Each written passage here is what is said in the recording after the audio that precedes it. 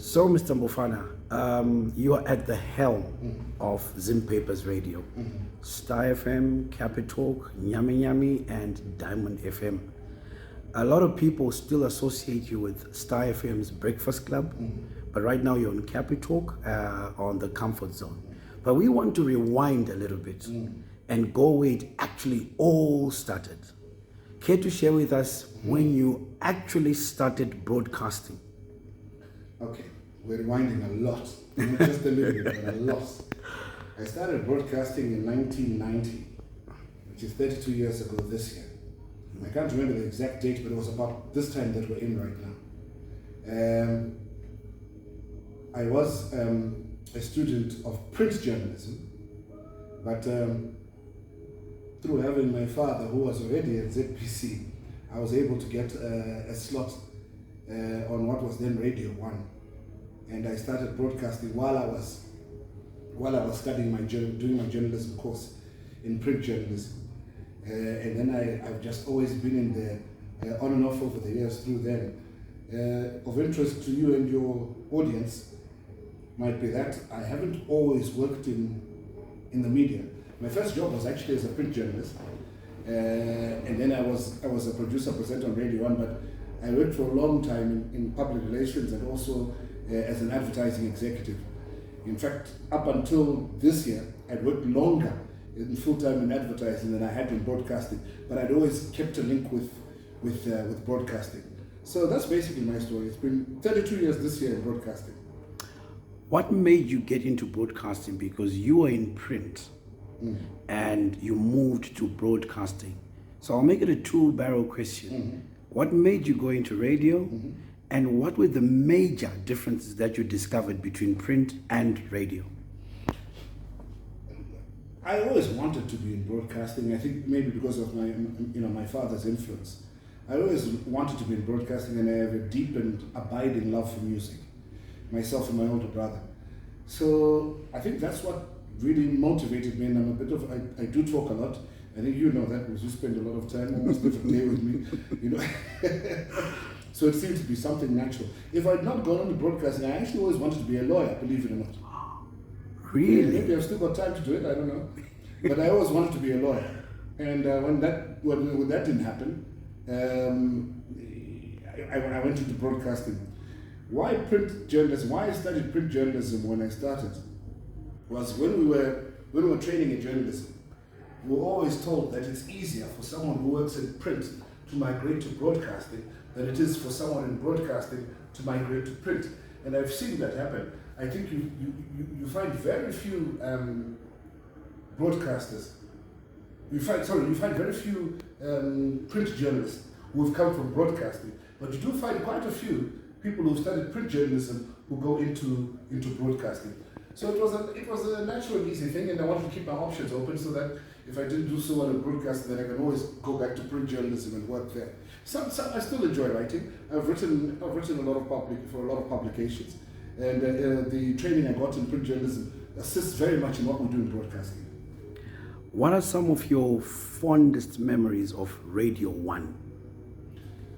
Ooh, I have so many. I think it's the camaraderie. When I joined there, I have a story I like to tell about broadcasting.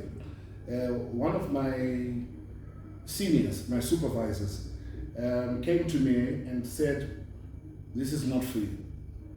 This is when I first started. And my supervisor said, "This is not for you."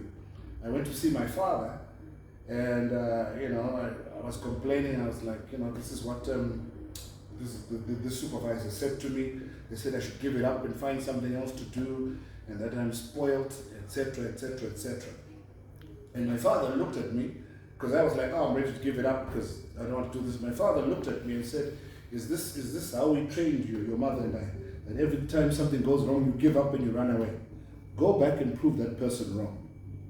I went back, and sure enough, about 3 months later or 4 months later, the supervisor came to me and said, "I was wrong about you. You're doing a great job."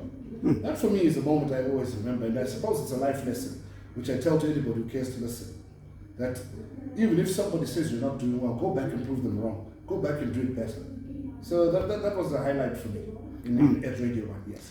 Fantastic. We're about to let you go because we're going to do this again and profile the life of a legend, because that's how we view it. It's a nice way of saying very old in this game.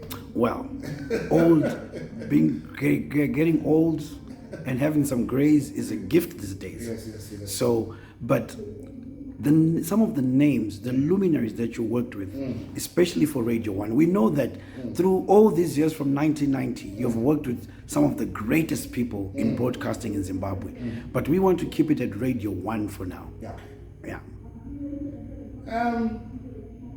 Sfelani comes to mind. Kelvin Sfelani, Captain Kicking. I mean, he took me under his wing and he taught me, shout out to Kelvin Sfelani. He taught me a lot of the things I know right now about broadcasting. He's always been a unique broadcaster, and one of the things I always say about him, that I've said over the years, is his attention to detail, his preparation, his love for what he does, the passion, the sheer passion. Even he's been married longer than I have, but he's still very passionate about what he does. Other people whom I worked with who were an inspiration, John Masuku. Oh, how can I forget Boss John? John Masuku, who was a disciplinarian. I've got so many stories of my truancy with John, but how he brought me back into life. And I think even a lot of the things I do right now in broadcasting have been shaped by the work ethic, the discipline, the steel rails that we stayed in from what Mr. Masuku taught us. So I'm eternally grateful to him and the lovely family that I worked with in those days at Radio 1. Obed Mandemutsira.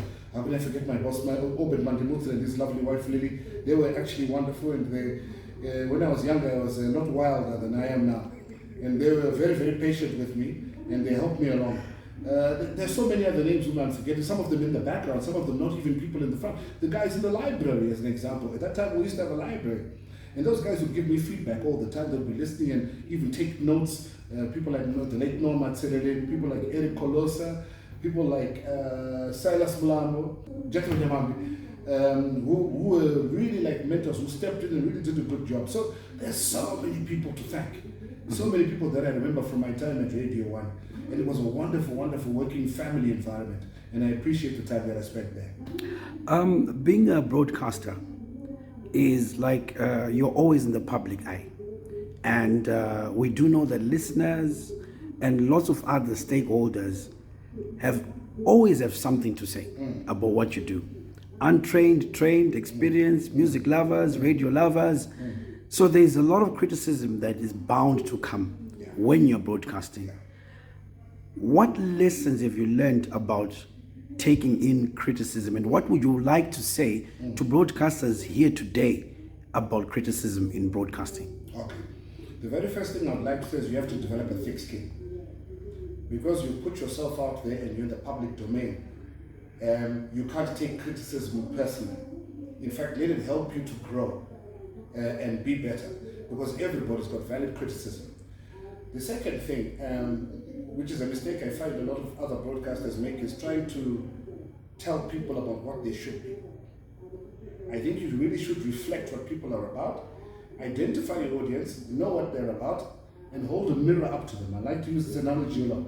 Hold a mirror up to them so that they recognize themselves in what you're doing. If you're going to take a piece of paper and just draw and say, this is what you should be, I think you lose them there. But if you hold the mirror up and you say, this is who you are, and then tilt it slightly to say, maybe we should be like this, and maybe add on some other things, I think you'll find that people move along with you. Those, I think, would be a critical and key lesson for anybody who wants to get into broadcasting. Thank you very much, Mr. Mbofana, for catching up with us and us catching up with you. You definitely are a legend, and we salute you. Thank you, Lee. Thank you to your audiences.